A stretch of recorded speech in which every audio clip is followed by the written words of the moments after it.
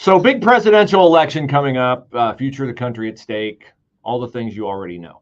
What you may not know, and what I really didn't have a full picture of until yesterday, is why can't we make reasonable arguments to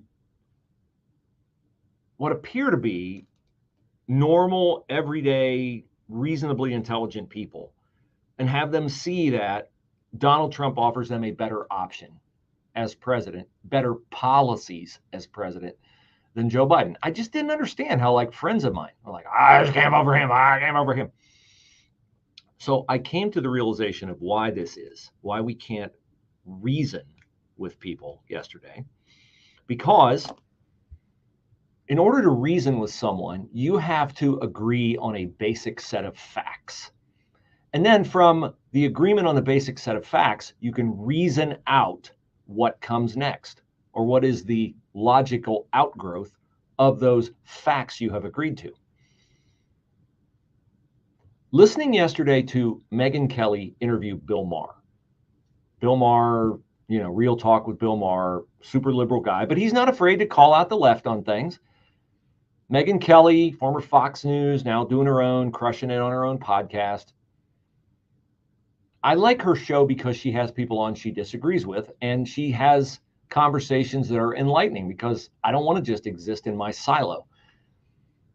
But I discovered yesterday that a skilled interviewer like Megyn Kelly was able to draw out of Bill Maher just how much he lives in his Democratic silo. I sell, as you guys know, I sell flooring. And oftentimes I'm out on an appointment talking to a housewife or to a nice couple. And they know what I do in my other time off on the radio, and we talk about politics. And I am always struck, whether it's in those conversations or in my conversations where we're conferring about, them becoming a patriotswitch.com member or them buying Riverbend Ranch steaks, I'm always struck by how politically smart they are, how they have a knowledge of and a grasp for the facts of things that have gone on surrounding the 2020 election, surrounding the J6 riot, surrounding things like that. And I was under the impression until yesterday that while there are people on the Republican side of the aisle who are just rampant partisans and they won't listen to anything other than Trump, and there are rampant partisans on the left side of the aisle of Democrats who are like, orange man bad, dictator, fascist. I like to think that about 75% of the country exists in there where, let's talk about this. We agree on this. You know this. I know this. Okay, what does all that mean? But I'm wrong, because 75% of the country is not there. Because you know why I know that? Bill Maher's not there. Bill Maher is a guy who has a staff, a lot of people who can prep him. I assume he's engaged, watching news coverage, trying to balance out his worldview. Nope. And we have no hope of the people who listen to Bill Maher having that awareness if he doesn't have it. And he doesn't. And I'm going to play you the first kind of enlightening part of the conversation with Megyn Kelly. It's a minute and a half. Bill Maher gives you his absolute, intractable, won't listen to anything else reason why he can never vote for Donald Trump. And he's incredulous that Megyn Kelly can, and here says she will. We have a lot of overlap, but you're definitely still going to vote Democrat, and I'm definitely going to vote Republican. But there's enough commonality to make us shake our heads yes when the other one speaks a lot. So you're going to vote for Trump? I am going to vote for Trump, yeah. Yeah, I mean, I can't even understand that. And I understand that Biden is deeply flawed, but he does believe in our way of life. And, I was the one who was saying from the very beginning, when everyone was laughing at me, that Donald Trump will never give up power. And he didn't. He still hasn't conceded the last election. I don't know what could possibly be more fundamental to you or anyone than you have to concede elections. And he hasn't conceded the last one. He's plainly not going to concede this one. He now has all of his sycophants around him parroting his party line, which is when they ask them, will you abide by the election results? Yes, if it's a free and fair election, which is another way of saying if we win. Do you really think this is a place this country should be? Mm-hmm. I'm not going to defend the election denialism. I'm not one of those people who believes that. What's more important? What kind of country do we have? How about my daughter not going into a locker room and seeing a man's penis?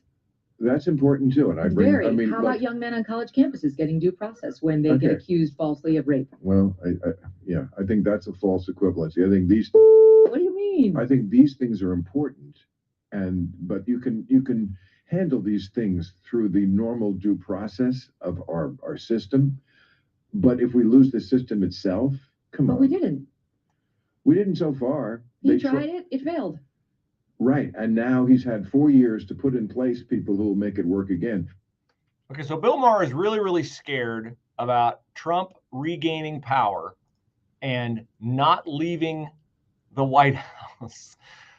Even though, as Megyn Kelly said right there, he tried it before, if in fact you agree that he tried it before, and it didn't work. And then she brings up the fact that, oh, you're worried about Trump and he won't recognize an election. Gee, that's been done before by somebody on your side. Pay very close attention to how ill-informed Bill Maher is on this. And they've dubbed in the facts and the voice of the person who did it. Hillary Clinton, of course, is the original election denier. I'm sure you voted for her in 2016. Well, she's not an election denier. She absolutely was the OG election denier.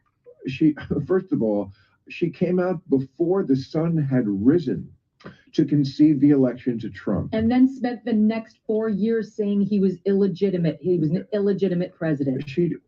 Okay, well, first of all, she didn't say he was an illegitimate. Yes, she did. You tell me exactly what she said. She said those exact words repeatedly. I believe he knows he's an illegitimate president. Okay. I mean, she conceded the election. Whether you're interpreting her disappointment at losing it as the same thing as Trump not conceding it, I don't know if that's where you're getting it from. But again, it's a tremendous false equivalency. You could ask Hillary Clinton right now who won that election. She will tell you. Donald Trump won the election. Now she knows she has to because of what Trump has done. She came out that night in her dark purple suit and conceded the election. Correct. And then spent the next 4 years trying to convince us it was not legitimate. You can run the best campaign. You can even become the nominee.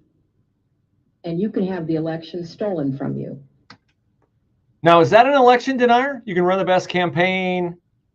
You can have the election stolen from you. But either Bill Maher doesn't know that or he refuses to acknowledge it because he keeps saying everything is a false equivalency. Okay, so he's locked in his silo.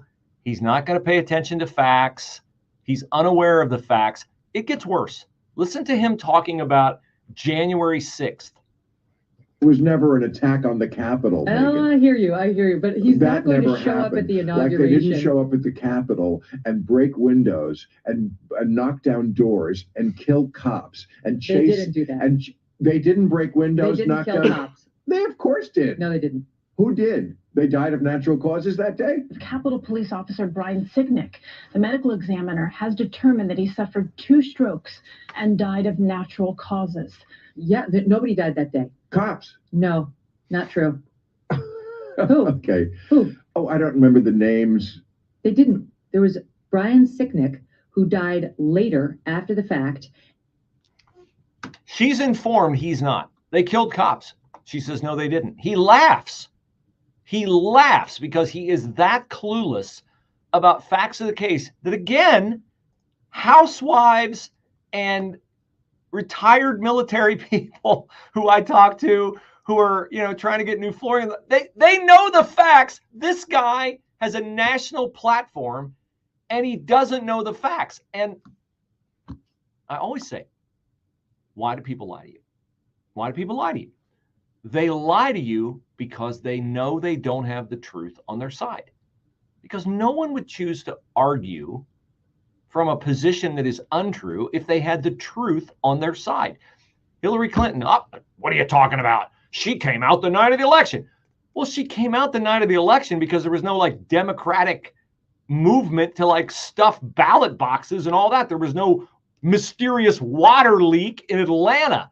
Trump had reason to say, plus there wasn't a clear delineation that night that he had actually lost.